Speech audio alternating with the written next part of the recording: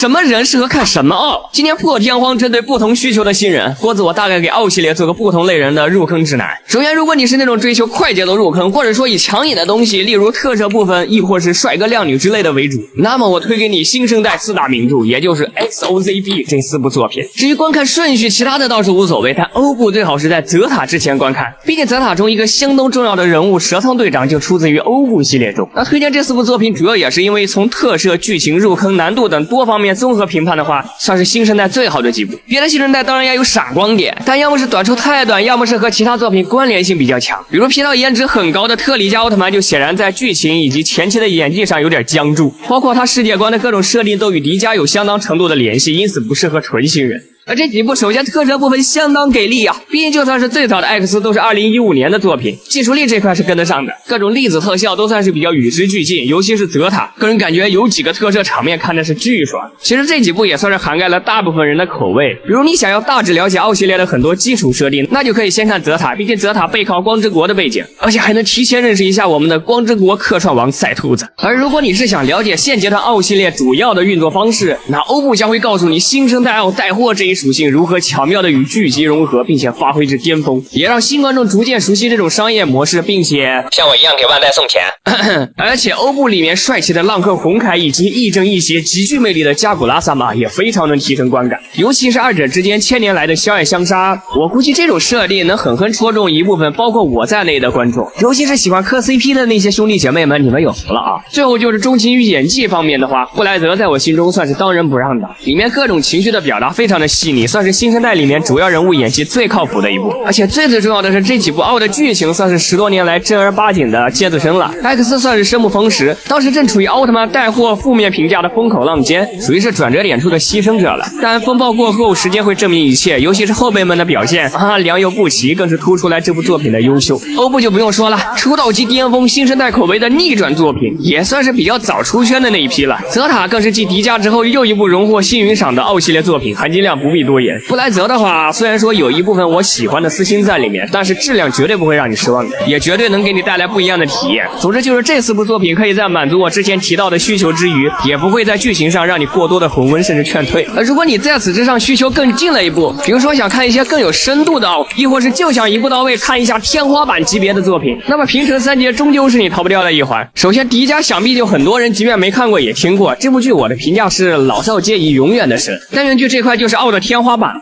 可以说52集的剧集里，神回数量包装成地鼠的话，你拿板砖乱砸能砸出一堆啊！甚至年龄越大，反而看一些剧集感触越深。反正我长大了之后，每看到奥比克的时候，就会愣住许久；看希腊更是喉头哽咽。想深入了解奥的话，绝对顶级必看。至于戴娜，就是经典的热血王道的主角成长之路，尤其是结局3部曲，更是独此一家的悲壮。追求 B1 美学以及养成系主角的朋友可以考虑。盖亚则是各方面都优秀的6边形战士，而且由于其明晰的主线以及双奥的设定，导致追剧体验的话，连贯性上绝对是神中神。观看顺序，戴娜最好在迪迦之后看，毕竟这2个是共享世界观的。盖亚的话倒是不太所谓。而如果这3部你也看完且逐渐上头的话，那么恭喜你进入了下一种人群的分叉口阶段。分叉1，如果你想继续了解一些奥系列经典的设定，比如主宇宙光之国的这些奥的前后的一些事儿，那么可以边看这部梦比优斯奥特曼，边补一些昭和奥的大致科普。为什么不去补昭和奥？首先并不是昭和奥不好，相反昭和时期的很多主题和内容都更加的沉重，但是因为历史遗留的昭和奥版权问题以及时代局限性导致的技术力问题，新手不一定能看得下去，所以很适合边看梦比优斯这部诞生于06年的奥系列40周年纪念作，边补一些你感兴趣的设定，两者结合相得益彰。基本这部看完之后，你会对光之国的整体架构有一个大致的了解。而且小梦这部作品本身的含金量绝对没毛病啊，也是远古被收购之前最后一部传统味道的作品。